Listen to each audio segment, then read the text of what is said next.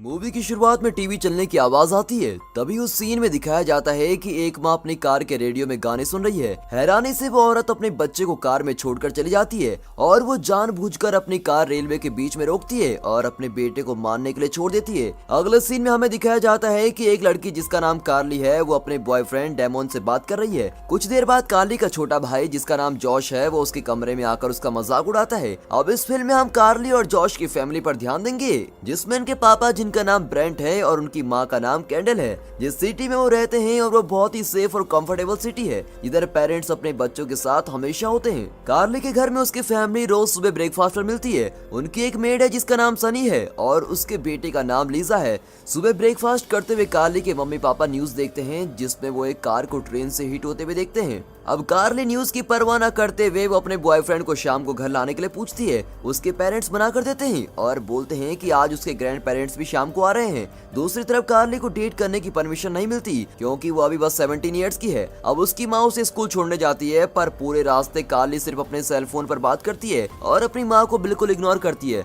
उसकी माँ को लगता है कि कार्ली ने उसकी प्रेजेंस को कभी भी अप्रिशिएट नहीं किया और हमेशा उसे इग्नोर करती रहती है। इधर से हमें पता चलता है कि कार्ली और उसकी माँ का रिलेशन बिल्कुल ही अच्छा नहीं। कार्ली की माँ उसे बताती है कि वो इसके बाद हॉस्पिटल जाएगी और अपनी माँ की दोस्त से मिलने जो कि बर्थ देने वाली है। अब कार्ली को इससे कोई फर्क नहीं पड़ता कि उसकी माँ क्या बोल रही है। अब दिखाते हैं कि जोश जो स्कूल नहीं जाता वो अपना टाइम घर पर स्पेंड करता है। इस फिल्म में क्लियर है कि जोश एक जिद्दी और हाइपर क्रिएटिव बच्चा है। उसकी जिद्दी होने की वजह से उसके पापा के सर पर वो बॉल हिट करता है, लेकिन उसके डैड बहुत पेशेंट है और जोश के साथ मजाक करने के लिए तैयार रहते हैं। अब उसके पापा हमेशा की तरह ऑफिस के लिए तैयार होते हैं।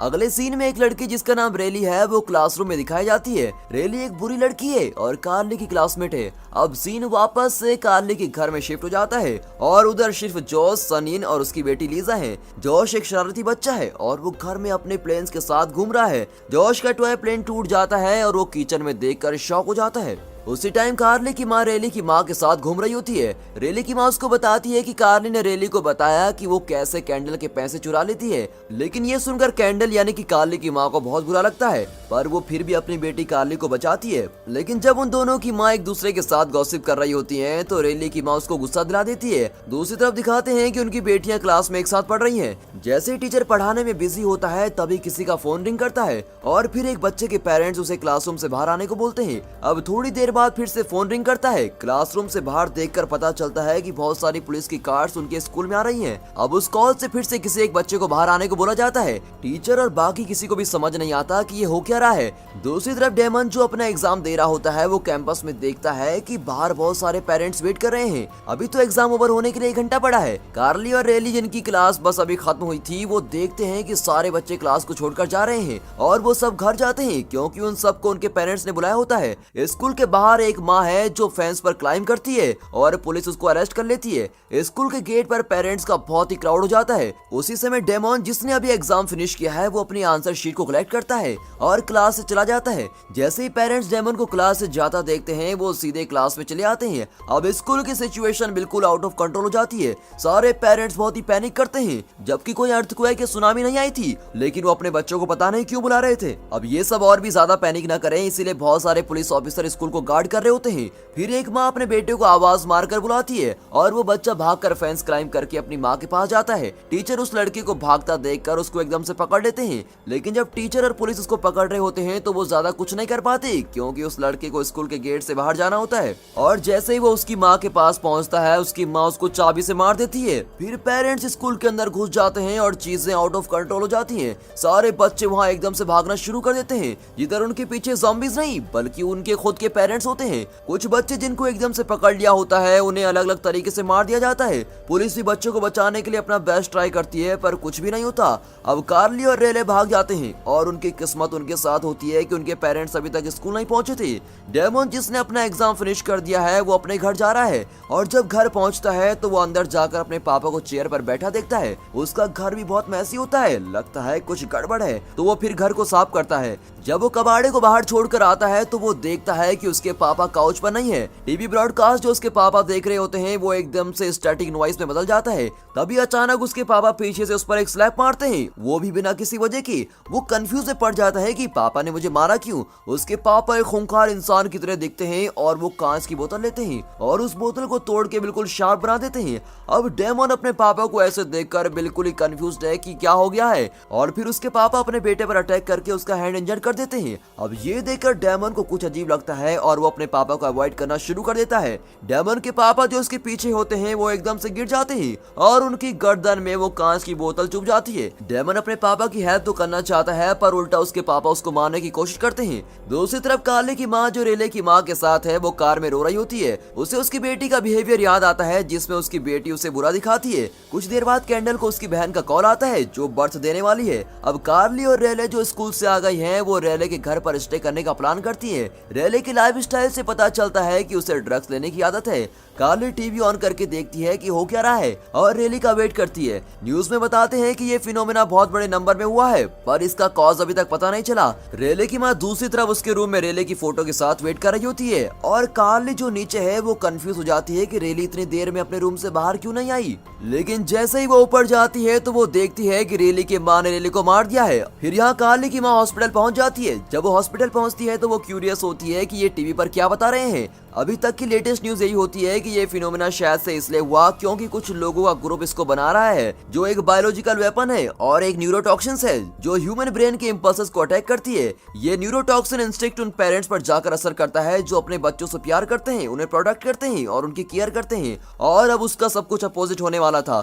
दूसरे वर्ड में बोले तो न्यूरोटॉक्सिन पेरेंट के नेचुरल इंस्टिंक्ट को नफरत में बदल देते हैं और अपने बच्चों को मारने पर मजबूर करने वाला ये वेपन है। अब कार्ली की माँ अपनी बहन को अकम्पनी करती है जो बर्थ देने वाली है। इधर आप देख सकते हैं कि एक माँ कैसे बर्थ देते हुए स्ट्रगल करती है। इतनी स्ट्रगल के बाद फाइनली एक बच्चा दिखता है और एकदम से रूम के मॉनिटर स्क्रीन पे स्टैटिक नॉइस में ब्रॉडकास्ट होती है। उस बच्चे की माँ जो पहले इतनी खुश थी अब वो एकदम से वायलेंट हो जाती है और वो भी बिना किसी वजह के। वो जानबूझकर अपने बच्चे को टाइटली हक करती है ताकि वो सांस न ले पाए और मर जाए। अब ये सब देखते ही कार्ली की माँ एकदम से बच्चे को अपनी सिस्टर से ले लेती है। उधर जो डॉक्टर होते हैं वो भी बच्चे को बचाने में हेल्प करते हैं। फिर उस बच्चे की माँ एक कटर लेती है और बच्चे को स्ट्रैप करने का ट्राई करती है। बड़ी मुश्किल से कार्ली की माँ फाइनली बच्चे को ले लेती है लेकिन वो बच्चे को छोड़ने का नाम ही नहीं ले रही होती है और अभी भी उसको मारने का ट्राई करती है। अब सीन कार्ली पर शिफ्ट होता है जिसने अपनी फ्रेंड की मौत देखकर भागने का प्लान बनाया होता है और वहाँ से भाग रही होती है। तभी वो देखती है कि एक फादर अभी अभी अपने बेटे को बेसबॉल से मार कर आ रहे हैं। अब कार्ली उस फादर को देखकर बिल्कुल ही डर जाती है लेकिन उसका लक अच्छा होता है कि तभी उसके पीछे डेमन आता है। अब उसके बाद डेमन और कार्ली जोश को बचाने का प्लान करते हैं जो अभी तक घर पर है। अब सीन कार्ली के फादर पर शिफ्ट होता है जो बहुत टायर्ड है। उसे अपनी वाइफ से कॉल आता है पर वो इग्नोर कर देता है। उसी समय ऑफिस का टीवी स्टैटिक नॉइस ब्रॉडकास्ट में शुरू हो जाता है और कार्ली के फादर एकदम से चिल्लाते हैं। कार्ली की माँ जो अभी भी हॉस्पिटल में थी वो कंफ्यूज हो जाती है कि उसके हस्बैंड ने उसका फोन क्यों नहीं उठाया। थोड़ी देर बाद एक नर्स उसको बताती है कि उसकी सिस्टर को ड्रग दिए गए हैं और इसीलिए अब वो वायलेंटली बिहेव नहीं कर पाएगी। नर्स उसको कहती है कि इस बेबी को हॉस्पिटल में रिटर्न कर दो पर कार्ली की माँ मना करती है क्योंकि वो बच्चे को बचाना चाहती है। अब आखिर में वो बच्चे को हॉस्पिटल में दे ही देती है। अब और भी स्कैरी चीज बेबी के रूम में ये होती है कि उधर और भी पेरेंट्स होते हैं जो अपने बच्चे को घूर रहे होते हैं। वो उन्हें इसलिए नहीं देख रहे थे कि वो हैप्पी हैं बल्कि इसलिए देख रहे थे क्योंकि वो उनको मारना चाहते हैं। उस टाइम कार्ली की माँ एकदम से सनी को कॉल करती है जो घर पर है। वो पूछती है कि सब ठीक है। सनी बोलती है कि सब ठीक है और कार्ली की माँ को लगता है कि उसका हस्बैंड उससे पहले घर पहुंच जाएगा इसीलिए अब वो घर के लिए निकल जाती है। डेमन और कार्ली घर के सामने सनी की कार को पार्क देखते हैं। जब वो एंटर करते हैं तो वो सिर्फ सनी को किचन फ्लोर पे मॉपिंग करते हुए देखते हैं और सनी कंफ्यूज हो जाती है कि कार्ली इतनी जल्दी स्कूल से घर क्यों पहुंची। वो कार्ली को बोलती है कि तुम वेट करो, मैं तुम्हारे लिए लंच प्रिपेयर करती हूँ। अब कार्ली टाइम वेस्ट नहीं करना चाहती इसलिए वो सीधा पूछती है कि जॉश कहाँ है। ये सुनकर सनी बताती है कि जॉश अपने रूम में है। तभी कार्ली एकदम सरप्राइज हो जाती है जब वो मॉप देखती है जो सनी स्क्वीज करती है और उस पर खून लगा होता है। यानी कि साफ साफ पता चल जाता है कि सनी ने अपनी बेटी लीजा को इस किचन में मार डाला। अब कार्ली सनी से डरी हुई है और वो उसको घर से बाहर जाने को बोलती है। उसी समय कार्ली ऊपर अपने छोटे भाई जॉश से मिलने जाती है। जॉश उसको बताता है कि वो तभी छुप गया था जब उसने सनी को लीजा को मारते हुए देखा और बिना कोई टाइम वेस्ट किए कार्ली अपने छोटे भाई को घर से निकलने के लिए बोलती है। अब डेमन जो नीचे खड़ा है वो कार्ली के फादर के आने पर बिल्कुल शॉक ही हो जाता है। कार्ली के पापा बहुत तेज चिल्लाते हैं जो ऊपर तक सुनाई देता है। जब कार्ली के पापा और डेमन के बीच आर्गुमेंट हो रही होती है तभी जॉश इनोसेंटली पापा के सामने आ जाता है और तभी उसके पापा उन दोनों को पकड़ने के लिए भागते हैं। फिर तभी डेमन उन्हें रोक लेता है। फिर कार्ली के पापा डेमन को हिट करके उसको बेहोश कर देते हैं। अब कार्ली और जॉश के पास भागने के अलावा और कोई रास्ता नहीं है और किस्मत से कार्ली और जॉश के पापा का पैर एक टॉय में फिसल जाता है और वो किचन में जाकर गिर जाते हैं। कार्ली और जॉश बिना कुछ सोचे समझे बेसमेंट में छुप जाते हैं और डोर को लॉक कर देते हैं।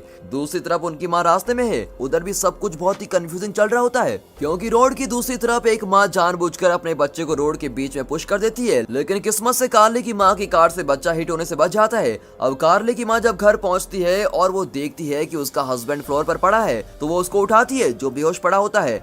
अब यहाँ से कार्ली की माँ का बिहेवियर भी एकदम खूंखार इंसान की तरह हो जाता है। दोनों पेरेंट्स एक साथ अपने बच्चों को मारने का काम करते हैं। अब उनकी माँ कार्ली और जॉश को बाहर निकलने का ट्राई करती है जो बेसमेंट में है। उस समय कार्ली अपने माँ से चोरी करने के लिए सॉरी बोलती है। उसकी माँ बोलती है कोई बात नहीं बेटा, बस तुम दोनों रूम से बाहर आ जाओ। अब कार्ली को पता है कि अगर वो रूम से बाहर गए तो उसके पेरेंट्स उसको खत्म कर देंगे, तो वो अपनी माँ को घर से जाने को बोलती है। अब ये सब सुनकर उसके पापा को और गुस्सा आता है और अब वो हार्श वर्ड यूज करने लगते हैं।